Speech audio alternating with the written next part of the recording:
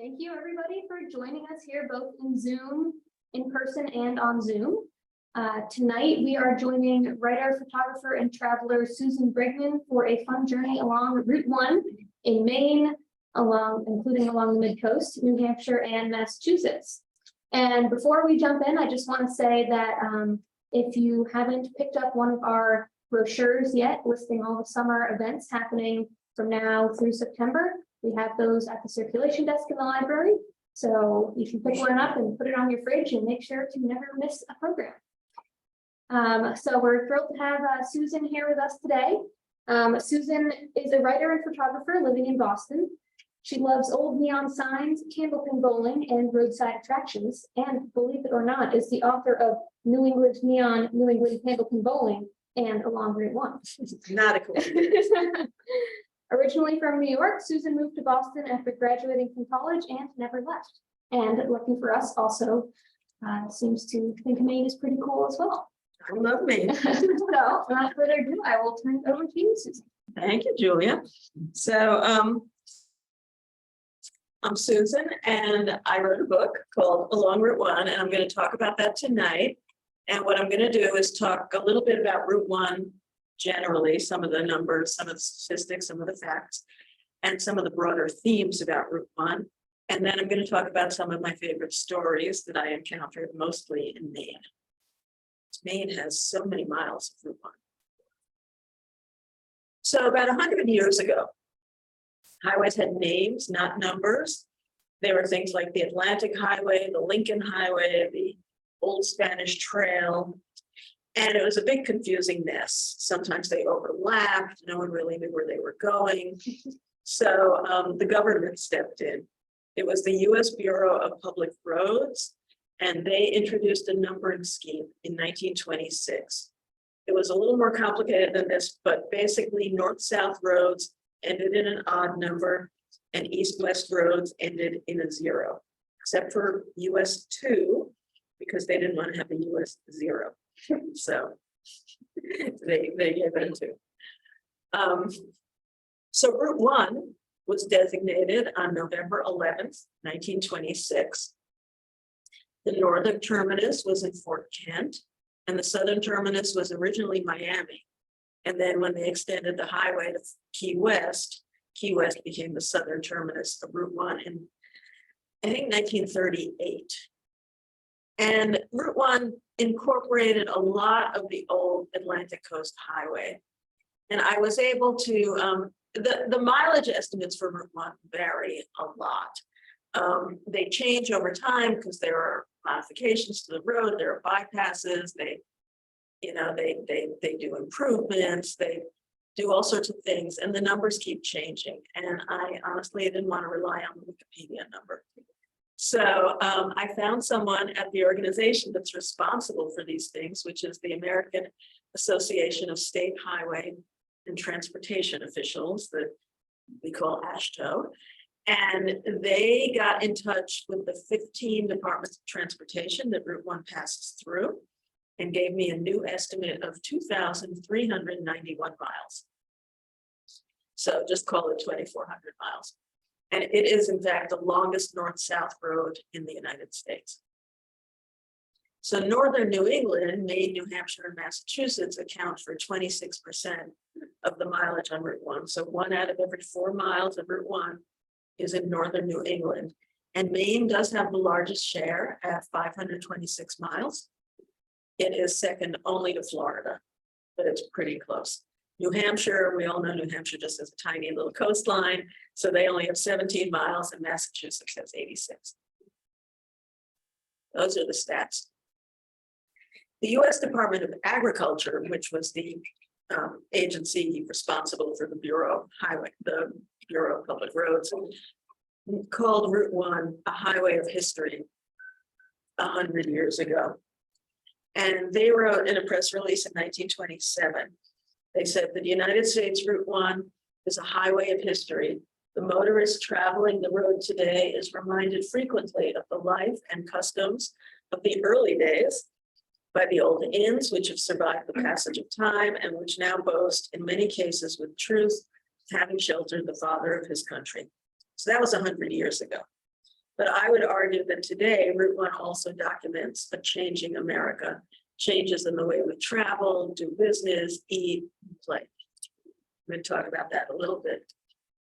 So in the late 1800s, so the photo on the top right there, that's a trolley, that's an electric trolley.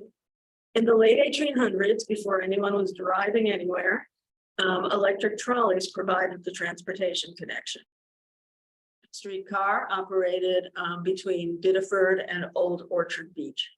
And one of the cool things about these early electric trolleys was they were operated by private companies.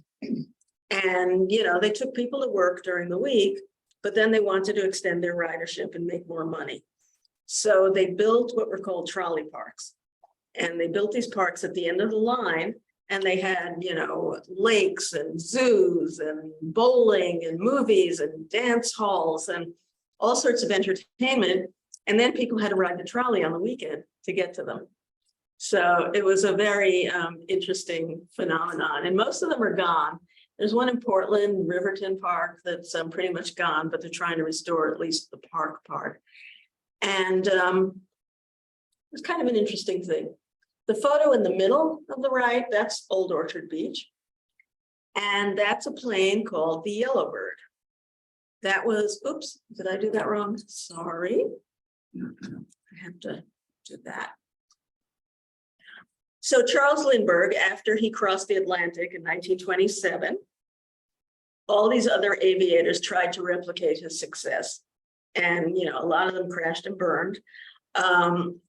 A lot of the flights trying to go to Europe took off from Old Orchard Beach. And the Yellowbird was a French plane. It was the Oiseau Canary. And the Yellowbird succeeded. But the interesting thing about that flight was they succeeded, even though they discovered they had a stowaway on board. So there was an extra guy. They wanted to throw him out into the ocean, but cooler heads prevailed. But they couldn't make it all the way to Paris because of the extra weight, but they did make it to Spain. And then the crew did end up going to Paris. And the plane is still in Paris at the Le Bourget airport. But Route 1 is really associated with the growth in automobile traffic and in the first half of the 20th century. And this is a filling station in Ellsworth. This is the old triangle filling station at the intersections of Route 1 and Route 3. So it was a convenient spot for people heading farther north and people heading off to Mount Desert Isle and Bar Harbor. And there's a tea room, that building in the back, that's a tea room. So people could relax, including the Roosevelts, apparently, because they were always traveling to and from Campobello Island in New Brunswick. And, you know, they could sit and relax while their car was being, you know, serviced. So pretty cool stuff. And then that balloon is the Double Eagle II. The Double Eagle II was the first successful manned transatlantic balloon flight between Presque Isle, Maine and France. I'm not quite sure where it landed in France, but I think it took 6 days. They were in that little balloon for 6 days, crossing the Atlantic Ocean. What? What's it made out of? It looks different than the balloons you see. I'm not sure. I don't know. Okay. That's it. Good question. I don't know. Something that lasts 6 days. We don't know. I don't know. And these are, you know, lodging along Route 1 changed dramatically over the years. And in the early days of Route 1 travel, rich people, they were known as rusticators because they were traveling from, you know, the East Coast cities to rustic parts to enjoy the sea breezes and to play croquet. So that's a Samoset in Rockland in the top left for the fancy people. On the top right, that's the old Hotel Rockland, and that was more for middle-class travelers and business travelers. And it claimed to have the most beautiful cocktail lounge on the Maine coast, but it burned down, so I don't know. Couldn't check it out, couldn't verify.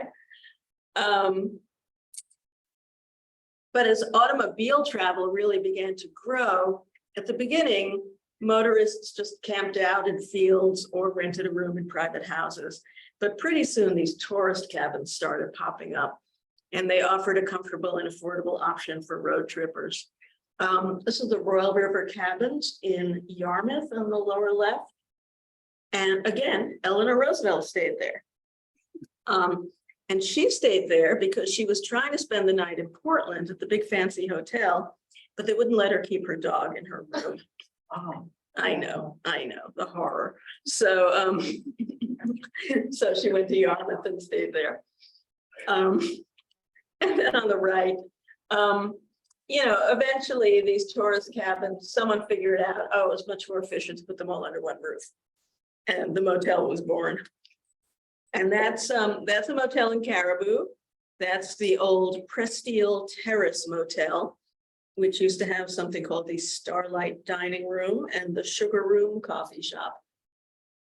And of course, now it's all chain motels, and many of these independently owned motels are long gone. So Route 1 also had room for small family-owned businesses as well as massive factories. On the top left, that's Bertha and Percy Moody. They opened 3 tourist cabins in Waldoboro in 1927, added a lunch wagon, and today it's Moody's Diner. And today, a 4th generation of those Moody's are still running the diner. And there's pictures, of course, of Bertha and Percy all over the diner, and the hamburger special is named after them, and all sorts of great stuff. On the right, top right, that's Ken and Violet Cormier. They had a drive-in restaurant in Saco, and they eventually expanded it into what we know today as Funtown, Splashtown, USA. It's still family owned. Ken passed away a while ago, but last I checked, Violet is still around and involved in day-to-day operations.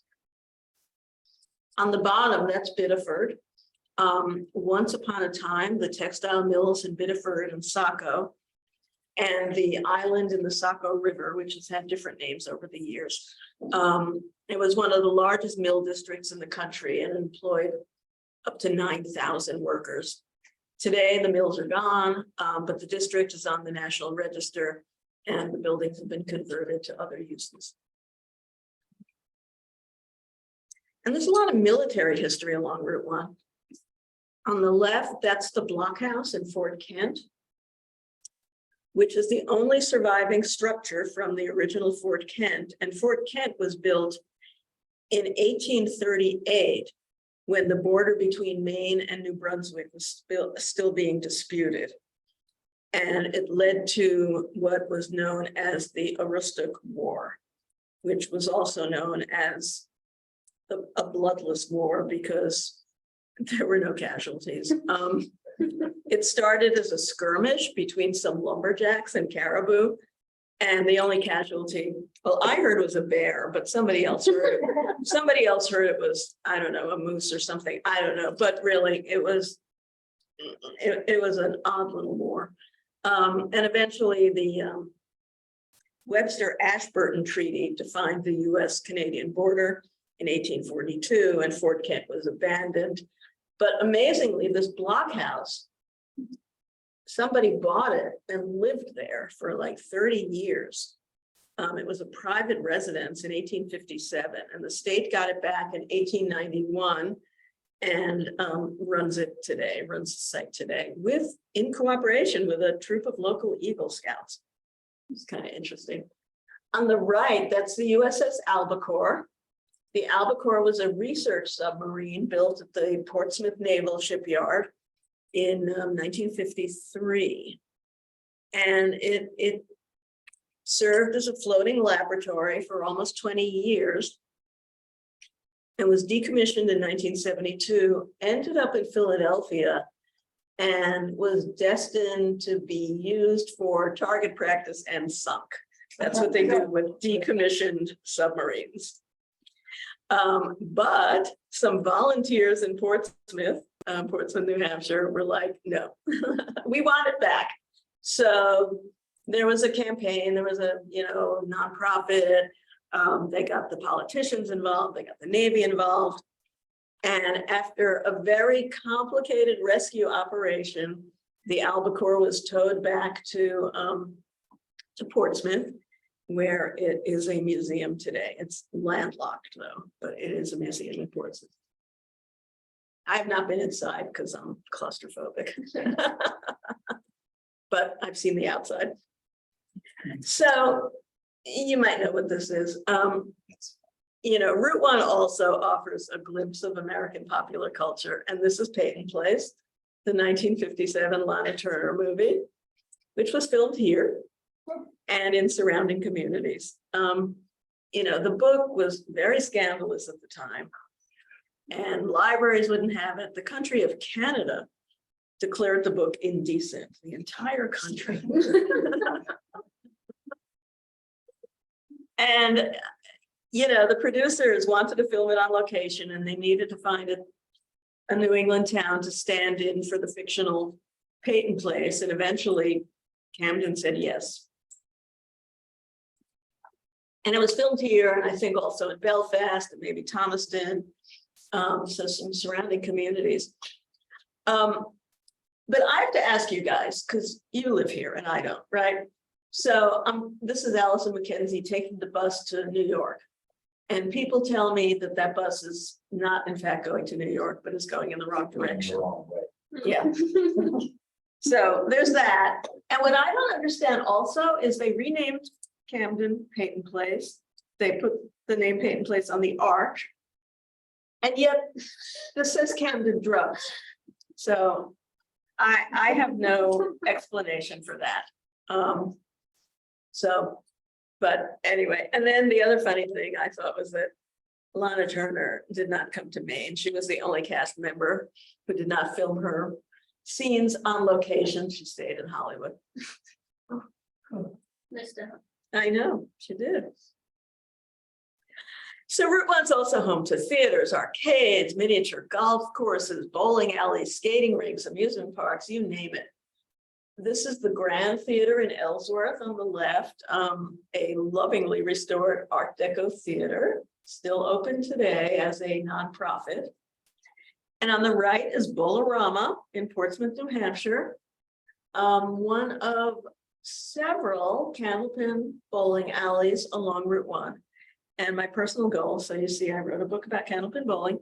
My personal goal is to make sure I bowl at every candlepin alley on Route 1. And I think I just have 2 to go. How many have you done? So I've done, I can never remember the number, but I've been to Caribou Bowlodrome. I've been to Northern Lanes in Presque Isle. I've been to York Beach, which isn't really on Route 1, but I like to pretend it is. I've been to All Play in Belfast, Big 20 in Scarborough, Oakland Park in Rockland. I've been to Bolorama in Portsmouth. I've been to, again, it's not quite on Route 1, but Route 1 goes through Danvers and Massachusetts. So I've been to Sunnyside, Bolodrome, Sunnyside Bolodrome, I think. I am missing the one in Ellsworth. And I'm missing, although it's on 220, not 1, I'm missing the one in Waldoboro. But I'm hoping she can open early for me tomorrow. So I think that's all of them. I might have missed one, but they're all they're crazy. They're great. They're great. So that's my personal goal. I have a friend whose goal, he bowled in every, I think he still has 3 to go. He bowled in every candlepin house in Massachusetts. This is a much more achievable goal. Yeah. Because he did public and private alleys. So, like the Knights of Columbus basement, those kind of crazy ones too. So, a lot of us think of Route 1 as kind of a little bit tacky. These are a couple of places in Massachusetts. One is gone, one is still there. The $50 bar, that used to be a Planters peanut store in Peabody. Yes. And of course, that was Mr. Peanut. And then the peanut store closed in the the 60s, I'm sorry. And this $50 bar came in and kind of transformed Mr. Peanut into this tuxedo guy. And then they closed in the 80s, and Planters kind of swooped in, took the sign back, and refurbished it and put it on display at its plant in Fort Smith, Arkansas. So yay. On the right, that's the Leaning Tower of Pizza. That's Prince Pizzeria in Saugus. Yeah, I think Saugus, Massachusetts. And yeah, it's just one of the really cool signs that are, you know, line Route 1, and that one's still there, still family owned. So now I'm going to talk about Maine. So this is John R. Braden. This is one of my favorite stories. So there was a social club in Presque Isle that I can never pronounce the name of, so I'll skip it. But they purchased John R. Braden in 1921. They paid about $4,000 for him, and he competed in Maine, in Aroostook County, and the Canadian Maritimes. And he was almost impossible to beat. So he was sort of, I like to think of him as the Seabiscuit of Aroostook County. They called him the Little Iron Horse. People wrote songs about him. They wrote poems about him. He earned about $48,000 during his career. The city set up a bank account in his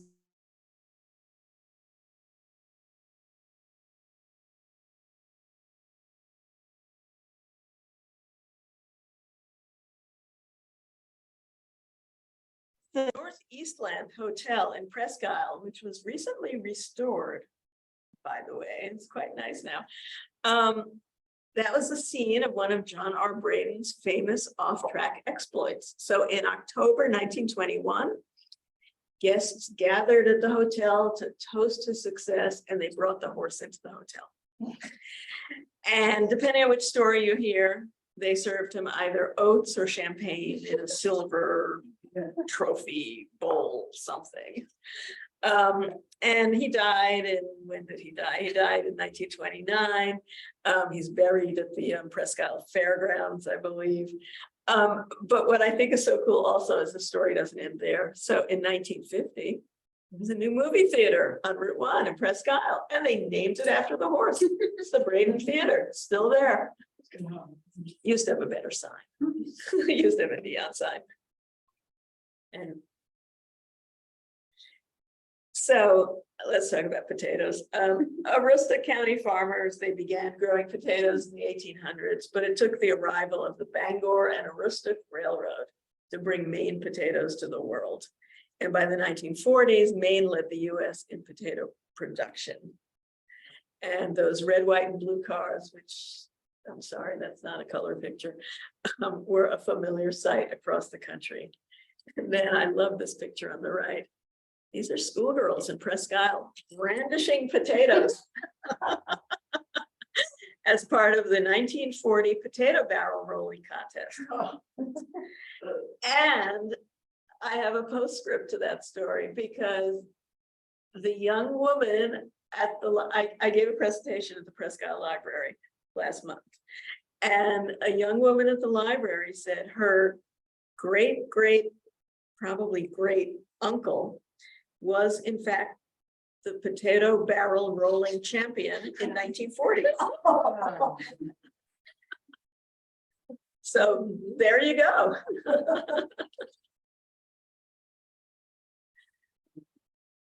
And this is Big Jim. So sardines was another major industry in Maine. And Big Jim used to stand in Kittery. He used to hold a sardine can that read, "Maine sardines welcome you to vacation land and sardine land." in case you didn't know you were living in sardine land. Eventually, he was moved to Stinson Seafoods, which was a big cannery in Prospect Harbor. And when they closed and left Maine without a sardine factory after a century of sardine canneries lining, especially a little bit in mid-coast, but mostly down East Maine. A lobster processor took over the plant and they swapped out his sardine can for a lobster trap. And I guess his future is a little unknown right now, but he's there for now, or he was there a year ago when I took this picture. He looks like the Gordons. He does, doesn't he? Yeah. Yeah. So on the right, that's Jonesport. That's the Maine Coast Sardine History Museum, which is very quirky. It documents the state's sardine industry, but it's really the personal vision of this couple, Ronnie and Mary Peabody.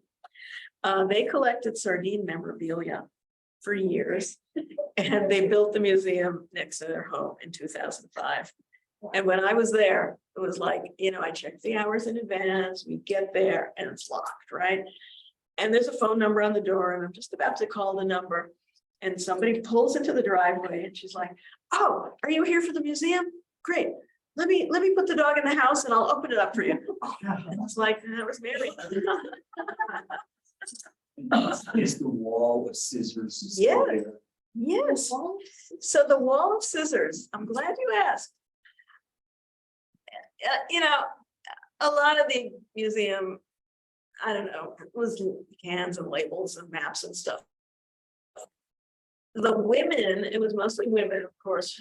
Well, first it was kids until child labor laws kicked in, but then it was women work in these factories. And their job was to snip the heads and tails off the sardines and stuff them in cans. And they had their own scissors. And there is an exhibit in this museum, one wall of scissors from all these women, and each scissors is tagged with the name of the woman. They sort of, I think they donated them as they retired. Yeah, And it's sort of a memorial. it's really touching. Yeah. Yeah. And, silly me, I thought there was some sort of special sardine scissors. I mean, these look like my sewing scissors. These look like household scissors. These are regular shears, So yeah, very interesting. And then there's blueberries. So this is wild blueberry land in Columbia Falls. Art museum, art amusement park, devoted to the wild blueberry. On the right, that's Blueberry Hill Farm. That's owned by the University of Maine, which set it up in 1946 as a research facility. And this is a demo of of equipment to burn the wild blueberry fields, which is the technique for pruning the fields with fire. And lobsters. So lobster fishing, one of the largest, probably the most visible parts of the Maine economy, at least on the coast. But yeah, the picture in the middle is an old picture of Red's Eats when it was still called Al's. And the story there, that's in Wiscasset. The story there is that Millie and Harold Delano, I'm not sure how to say that. And Harold's nickname was Red. They bought a food stand that was already called Al's Eats in the 1950s. And then Red renamed it after himself. And then when Alan Gagnon bought Red's in the 70s, he kept the name, and then people thought his nickname was Red, and I think he started answering to it just because. So he died in 2008, but his children keep on the legacy, and I'll be there tomorrow selling books to people waiting in line. So see how that goes. Oops. Oh, wait. Okay. Sorry. Okay. Okay, so there was a POW camp in Maine during World War II in Holton. And about 3,500 German prisoners were housed there. Most of them worked at local farms. These guys, I believe, were working in the potato fields. But they also took advantage of the art program at the camp, and many of them were quite accomplished painters. And their paintings have been exhibited at the, I think, I'm not sure nationally, but certainly around the state. And they're on display at the Aroostook County Historical and Art Museum. And then on the bottom there, that's the Maine State Prison on the lower right, which was built in 1824 in Thomaston. And prisoners often worked in the town's limestone quarry. And then the prison closed in 2002 and was demolished, except for a corner of the wall that's still standing that I saw today. And inmates were moved to the new facility in Warren, but the Maine State Prison store is there. And that sells everything from furniture to cornhole boards to birdhouses to fridge magnets. It's quite an interesting place, and it's part of their rehabilitation program. So Eleanor Roosevelt, as I said, they had the family compound, the Roosevelt compound, Campobello Island. So she was a frequent figure on Route 1. And I have to say, I love that coat. And here she is in Camden in 1943, and she was launching a barge that was built to transport coal. And what's interesting in this picture is those are members of the Penobscot Nation, which took part in the launch ceremony. And they placed a headdress on the First Lady and gave her a ceremonial Indian name. So that is Princess Watawasso in the middle, and her husband, Chief Bruce Pula, on the right. And Princess Watawasso is a very interesting character. Her real name was Lucy Nicolar. Watawasso was her stage name. She was a Penobscot activist, and she was also a performer. She was born on the Indian Island Reservation in 1882. And among other things, she was a mezzo-soprano and recorded with Victor Records. She married Bruce Pula, who was from the Kiowa tribe of Oklahoma, and he called himself Chief, even though he was not a chief. That was his stage name. And eventually they opened a gift shop on Indian Island called Chief Pula's Teepee. This picture, this is Lucy Nicolar voting in 1955, I believe. Let me get that. 1955, she was casting the first vote in a federal election from an Indian reservation in Maine. So she really was a historical figure. Very interesting woman. And that's Bruce in the background. And here's another chief. This is Chief Passamaquoddy, also not a real chief, and kind of a pastiche of what people think Indians should look like. The Casco Bay Trading Post opened in South Freeport in 1947. And then about 20 years later, they installed this 30-foot statue known as Chief Passamaquoddy. It's become controversial because of its perceived cultural insensitivity. The headdress is more consistent with Plains Indians. The Thunderbird on the shield there is more consistent with Southwestern tribes. So it's not clear if he's going to survive that much longer. The trading post closed in 1989. And on the right, that's of course the Bean bootmobile. So Leon Levine, LLB, returned from a 1911 hunting trip with wet feet. And he had an idea for a new kind of boot that would have a rubber sole and leather uppers. Took him a while to get the design perfected, but when he did, he opened the first LL Bean store on Main Street in Freeport. And in 1951, the store began to stay open around the clock to better serve its customers, many of whom were hunters and fishermen and wilderness guys who needed to be there at, 3, 4 in the morning. And of course, there's a giant hunting boot outside the flagship store, and the bootmobile is ready to roll. So I talked a little bit about roadside motels earlier, but here are some really spectacular examples. Vacation Land Motor Court was in Saco on Route 1. And it was originally built by the Coates or Cote, I'm not quite sure, they were French Canadian. And then Claire and Bert Doobie purchased the court in 1977. They wanted to build a candlepin bowling alley on the site. But they ran into some permitting problems.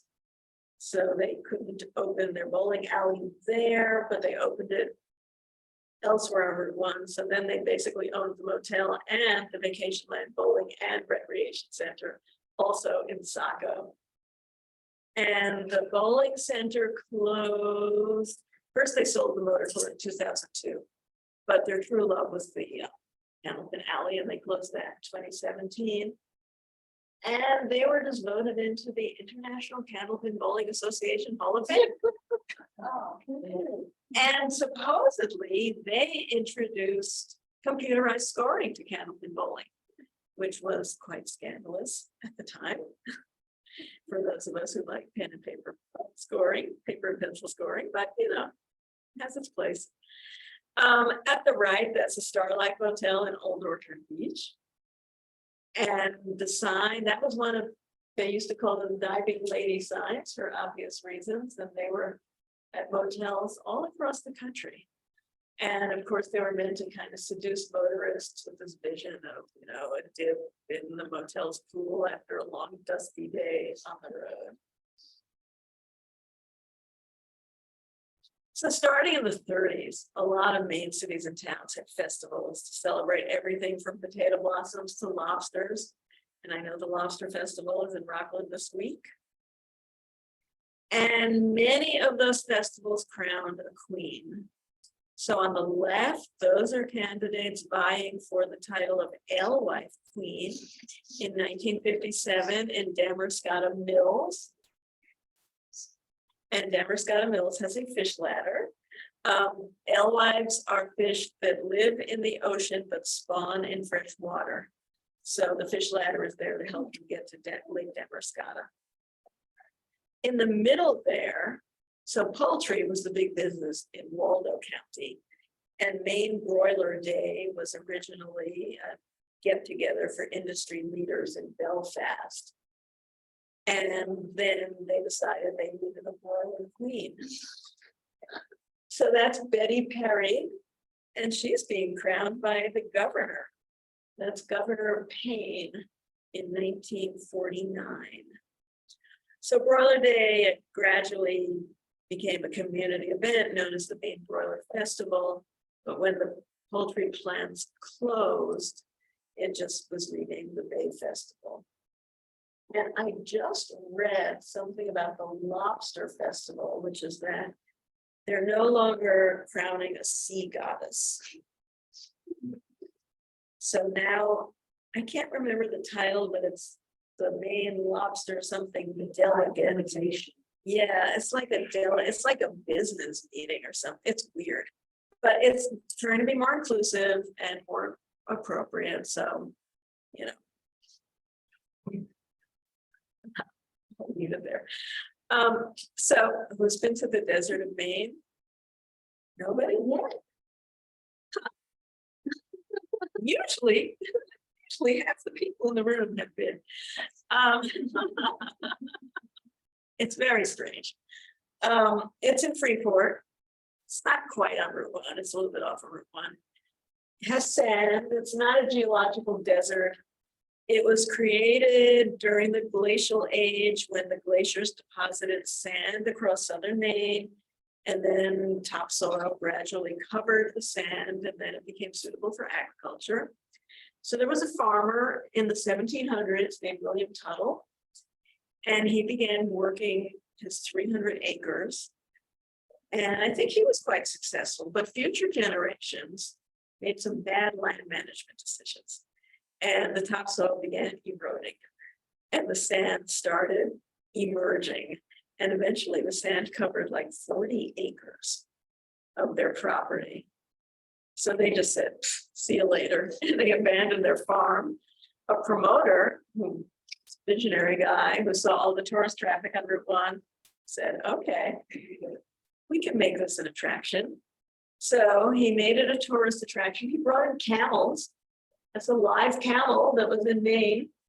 And he created this tourist attraction. And today it's sort of a little bit reined in. It's camels are fiberglass, of course. And there's tours and trails and education about, don't overgraze your land, So I'm not the biggest fan of Desert of Maine, but I know it's a very popular tourist attraction. And who is it for me to say? Don't go. Don't bother. Perry's Nut House. So Irving Perry, interesting guy. He began selling pecans in his shop in Belfast in 1927.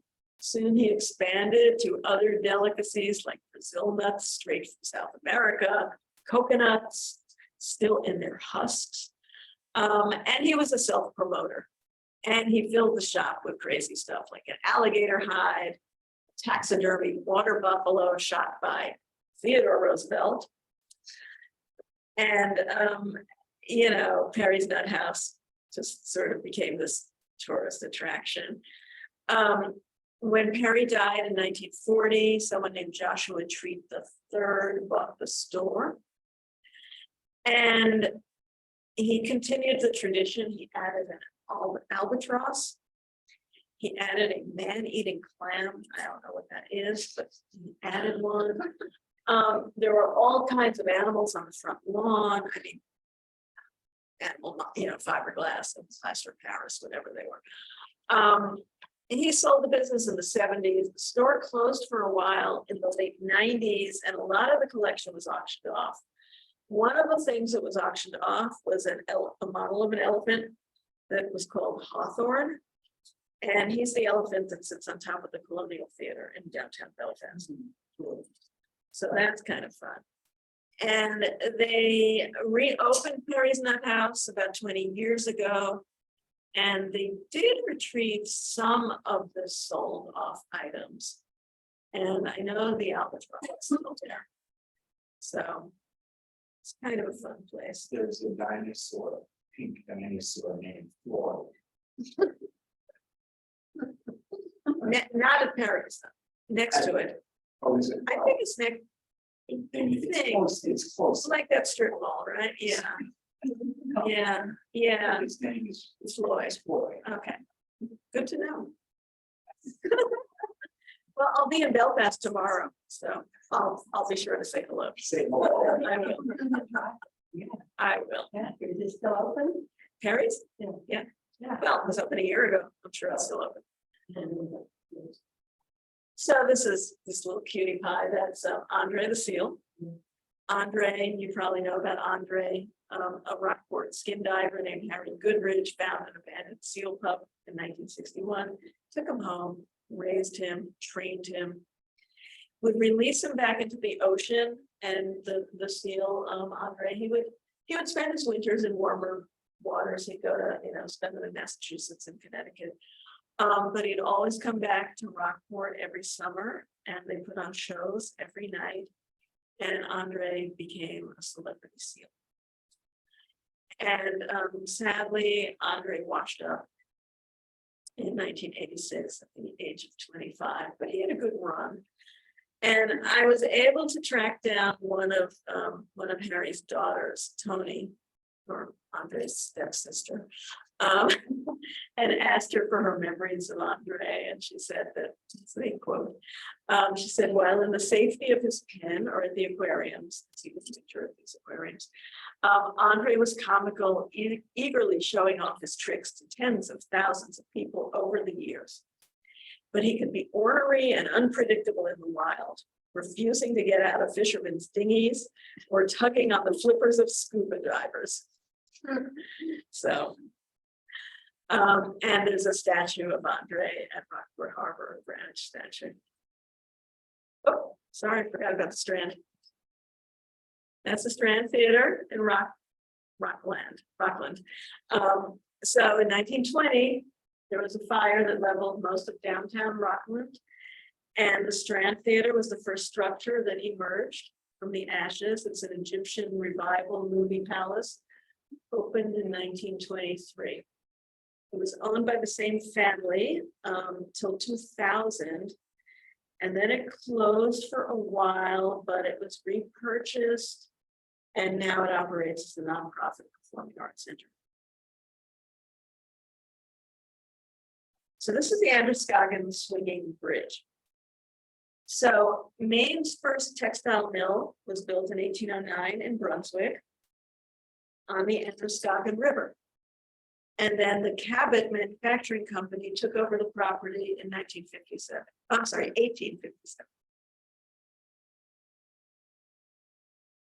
And at its peak, the mill employed thousands of workers, and many of them were French Canadian immigrants who lived in these tenements along Mill Street, was known as Little Canada. But workers also lived in Topsom across the Androscoggin River. And there was a land company, a private company called the Topsom Land Company that built housing in Topsom. And then they needed a better way to get people who lived in their housing to their jobs at Cabot Mill. So these were the days when private companies could build bridges. And they built a bridge. So they built the Androscoggin Swinging Bridge for pedestrians to provide a better connection for the mill workers. And it was built by the John A. Roebling's Sons Company, which is also known for building the Brooklyn Bridge. And the swinging bridge has been rebuilt many times over the years, but the wire cables are still original. How much does it swing? Too much for me. It doesn't swing that much, but it definitely moves and it definitely creaks. And Little Canada, that's gone. State of Maine tore down those tenements in 1960 and sent Route 1 straight through Little Canada. And the mill got sold in 1941. Today it has mixed use stuff there. So here we are in Camden. So that's Yorkie's Diner on the left.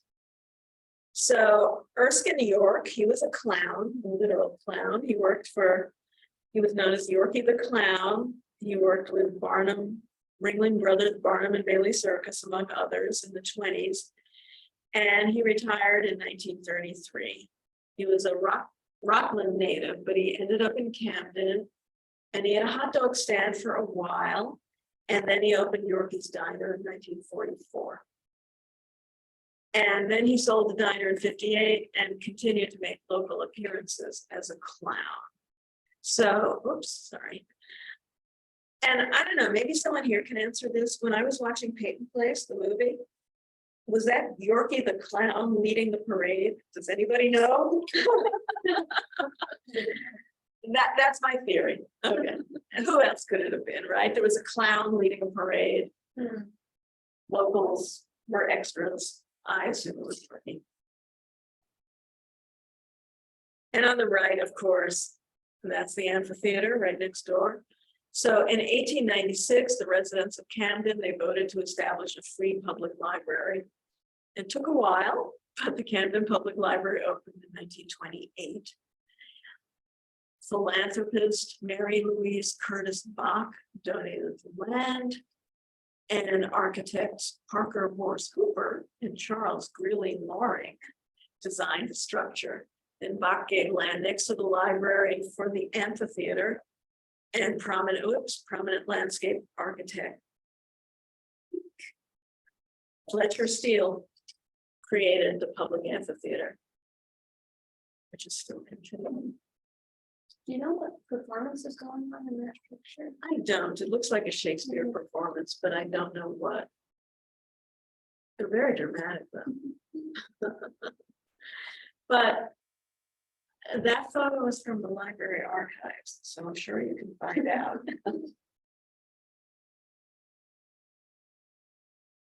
So Harriet Beecher Stowe lived in Brunswick for 2 years starting in 1850, when her husband accepted a professorship at Bowdoin College. And during her 2 years in Brunswick, she wrote Uncle Tom's Cabin. So today, Bowdoin uses the houses for faculty offices, but they did create a public space within the structure that they call Harriet's Writing Room. And that's there to commemorate her literary legacy. On the right, that's a guest house called Rock Rest. That's in Kittery. It's a little detour off of Route 1. And the Sinclairs ran Rock Rest, and it was a guest house that welcomed Black travelers from the 1940s through the 1970s, so sort of during the Jim Crow years. After the Sinclairs died, Rock Rest kind of fell apart, but it was recently restored and added both to the National Register and the Black Heritage Trail in New Hampshire. And those rocks are there, but the house itself is a private structure. And this is, of course, the Algonquin Playhouse. It opened in 1933. A Broadway producer opened it, and it was a summer stock theater. It attracted stars from stage and screen. It moved to its current location on Route 1, which is this, in 1937, which is probably around when this picture was taken. I just love this picture. And the theater transitioned to nonprofit ownership in the 1990s and continues to operate and produce new and classic musicals. So I want to wrap up by talking about Bernice Abbott, one of my favorite photographers, mostly known for her 1930s work in New York City, but she traveled the entire length of Route 1 in 1954 and shot 2,400 negatives. So about 1 image per mile. And she wrote that we wanted to capture visually the character of an historic section of the United States, its beauties and incongruities and all. Invisible evidences of the past survived. We wanted to photograph them before bulldozers and derricks moved in. And that was, what, 70 years ago. And I think her words are even more true today as things keep disappearing along Route 1, as big box stores move in, as parking lots move in, and it just keeps changing every week. So let me leave you with this lovely photograph from Fort Kent Historical Society. These girls are supposedly doing a 4-H project to restore one of the Route 1 signs. Date unknown. But it looks like probably what, the 30s. And that's it. This is me. This is my contact info.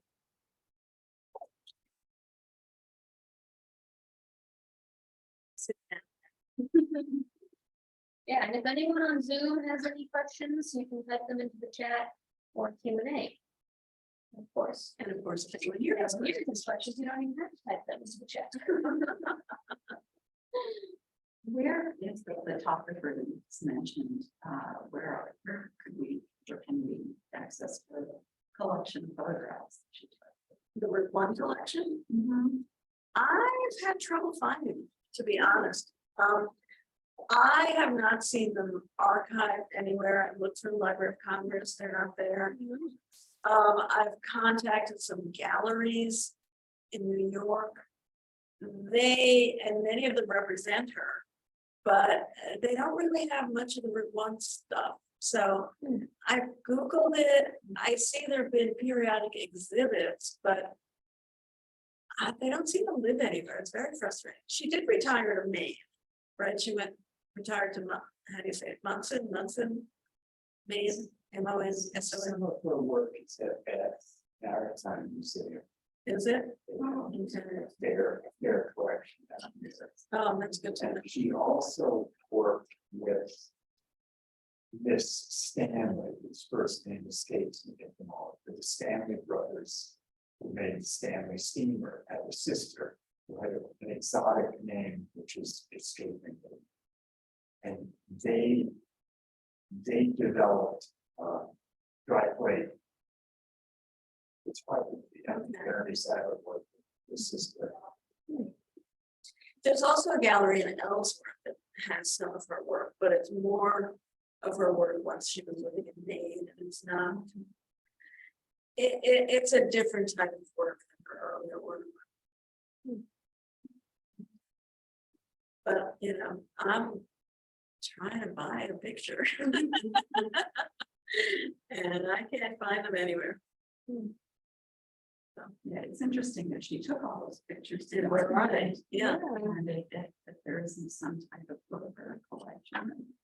Yeah, because I mean, there were exhibits and monographs and stuff, but they just, I mean, they may be in museums, and it just may be that I have not found them.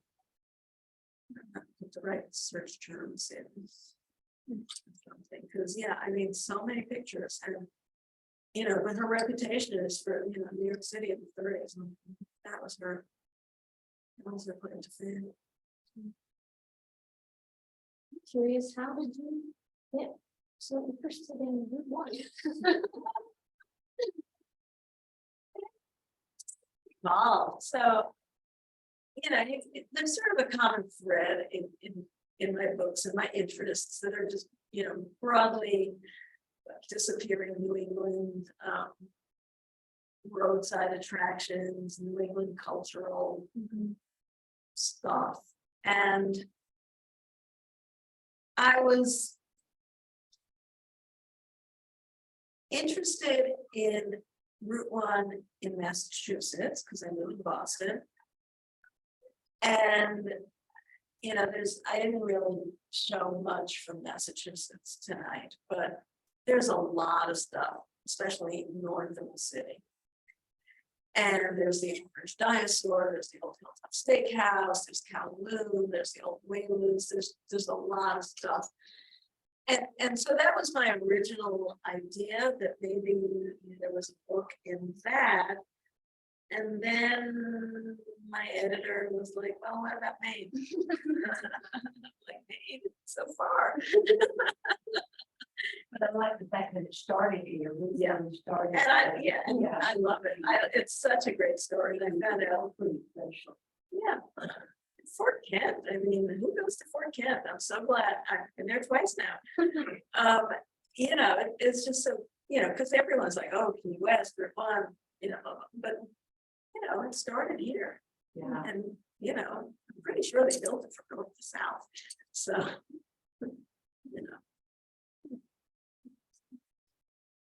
I'm also curious, what is the meaning behind red nickel for your website and social media? That's a funny story.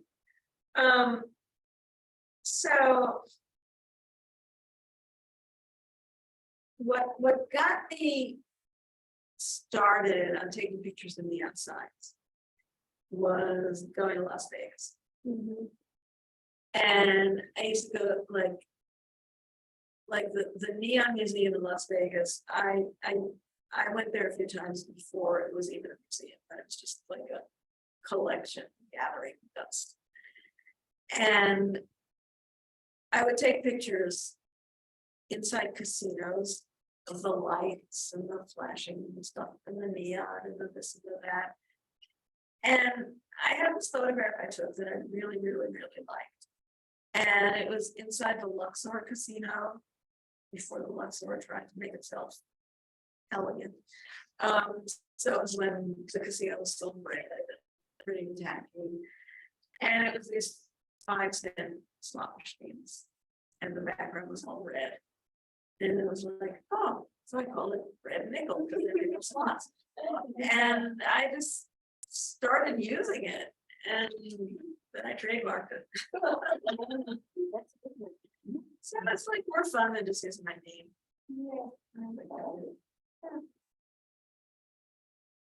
Well, thank you so much. Thank you. There are no Zoom questions.